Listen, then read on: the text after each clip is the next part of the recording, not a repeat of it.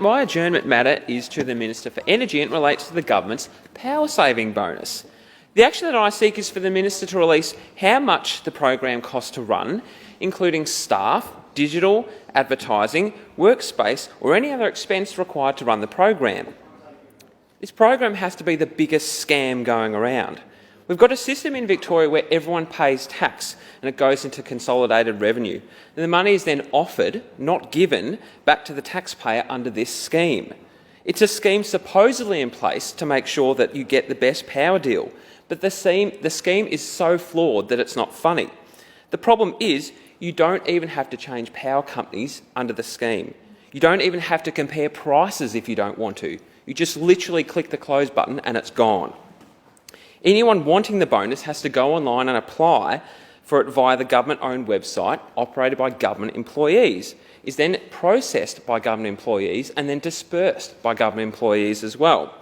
The government basically takes taxpayer from the money through taxes, on one hand, those buying houses, those buying in a business or consumers, and then pays it back via government-paid employees. And that's only if you apply for it. This has to be the biggest exercise in waste.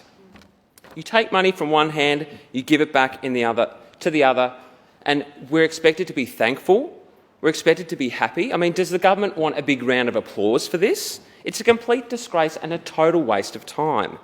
But I don't just come to this debate with criticism. I've got an idea that might actually help the government, and it's a very simple one. Step 1, find the total cost of the program. Step 2, scrap it. And step 3, reduce state taxes to that equivalent amount. Problem solved. And what's better is the cost of living relief is actually improved for those that you're trying to give it to because you're cutting out the middleman.